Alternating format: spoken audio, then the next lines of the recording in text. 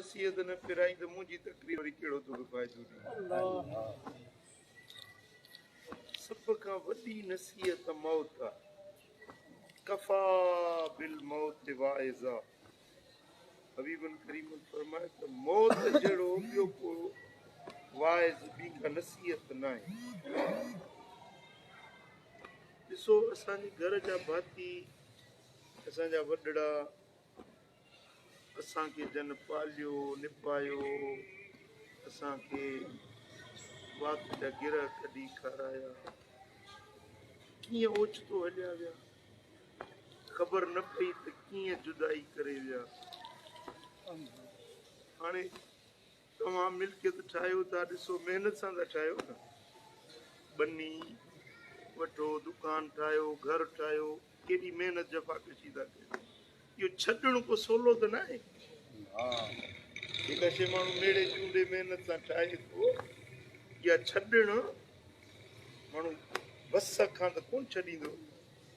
पर जेॾी महिल अलाह जो कासिद अचे थो इज़राइल न, सभु शइ छॾणी पवे, बेवस छॾणी पवे। माल दौलत, बच्चा, खीर, पुट, घर घाट, हर शइ छॾे माण्हू वञी तन तनहा क़बर जी मिट्टी जो महिमान थिए। हुज़ूर अलैहिस्सलातु वस्सलाम फरमाए त इन जहिड़ी ॿी का बि नसीहत कोन्हे, मौत जहिड़ो ॿियो को बि सबक़ न आहे। ऐं हुज़ूर अलैहिस्सलातु वस्सलाम जिन फरमायो त अक्सरू ज़िक्र मन हादिमुल लज़्ज़ात, घणो यादि कयो उन खे जेको तव्हांजो लज़्ज़तूं फिटाए छॾींदो, मज़ा तव्हांजा विञाए छॾींदो। उहो मौत आयो, दुनिया जूं लज़्ज़तूं सभु ख़तम थी वेंदियूं। हबीबन करीमन फरमायो त पंहिंजे मौत खे यादि कयो। ऐं जंहिं माण्हू खे पंहिंजो मौत यादि हुजे, उन सां टे ख़ासि महिरबानियूं थींदियूं। घणियूं? टे। हिकिड़ो त उन खे तकड़ी तौबा नसीब थींदी। सम्झंदो मौत मथां भरियो बीठो आहे, हेॾा गुनाह अथमि, हेॾियूं कथाऊं अथमि, रब को माफ़ी वठां, तौबा ताइब थियां, अलाह जे अॻियां पेश थियां त कुझु पाक साफ़ थी पेश थियां। इन माण्हू खे तौबा जी तौफ़ीक़ मिलंदी। ॿियो, इन माण्हू खे टिकियूं तमन्नाऊं न थींदियूं, ॾिघा मनसूबा न ठाहींदो। जंहिंखे मौत यादि हुजे, हिकिड़ा माण्हू मनसूबा ठाहींदा आहिनि, हीअं कयां हूअं कयां, प्लानिंग कंदा आहिनि, 8-10 साल 20 सालनि जी प्लानिंग ठाहींदा आहिनि। पर जंहिंखे मौत यादि हुजे न, उहो ॾिघा मनसूबा न ठाहे सघंदो। सम्झो त मां मुसाफ़िर आहियां, अॼु सुभाणे वञण वारो आहियां, पंहिंजे मौत खे यादि रखण में इहो फ़ाइदो। ऐं टियों, उनखे इबादत जी लज़्ज़त नसीब थींदी। जंहिंखे मौत यादि हूंदो न, निमाज़ में मज़ो ईंदो, तिलावत में मज़ो ईंदो, अलाह जे हुज़ूर में सजदनि में मज़ो ईंदो, दुआ मुनाजात में मज़ो ईंदो, उनखे हर नेकी जो कमु पुरलुत्फ़ ऐं मज़ेदार लॻंदो।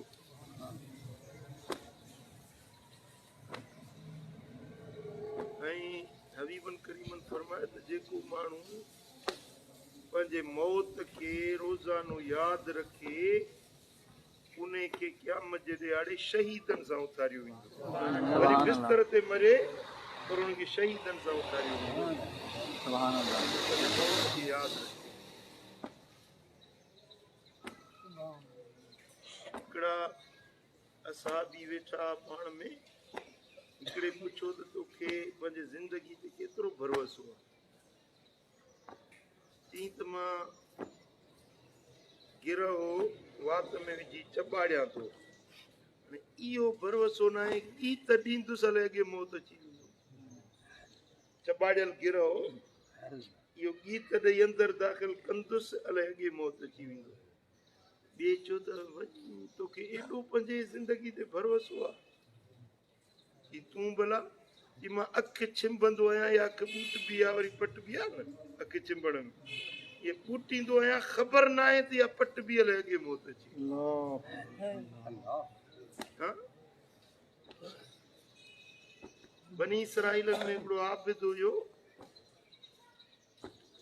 उनजी उमिरि 500 साल थी घणी 500 साल उमिरि थी पर पंहिंजे रहाइश जे लाइ हिकिड़ो झूपड़ो बि न ठाही कखाऊं झुगो पंहिंजे रहाइश जो न ठाही उन वक़्त जो जेको नबी सगोरो हुयो उन पुछियुसि त मियां तो 500 साल उमिरि थी आहे ऐं तो पंहिंजे रहण जे लाइ घर न ठाहियो आहे की मां सोचां थो घर ठाहियां मथां ओचितो मौत अची वञे इहा घड़ी भला जे इबादत में गुज़रे न रब जे बंदगी में गुज़रे इन जे करे मां मूंखे टाइम नथो मिले जो मां घर ठाहियां नबी सगोरे चयुसि त वञ तोखे 500 सालनि में घर ठाहिण जो टाइम न मिलियो आहे जो सर्दी गर्मी मींहुं बारिश खां पंहिंजो झुगो ठाही आख़िर ज़मान बि मोहम्मद रसूलुल्लाह सल्लल्लाहु अलैहि वसल्लम ईंदो उन जे उम्मतुनि जी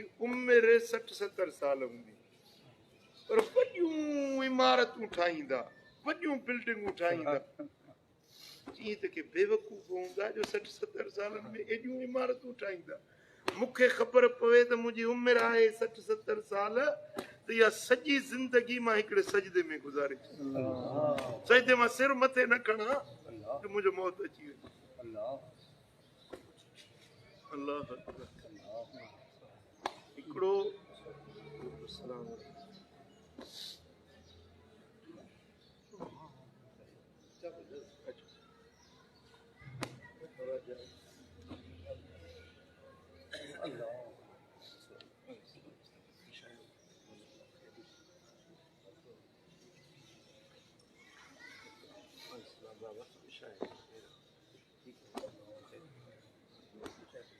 भाई तो थोड़ा चाय दे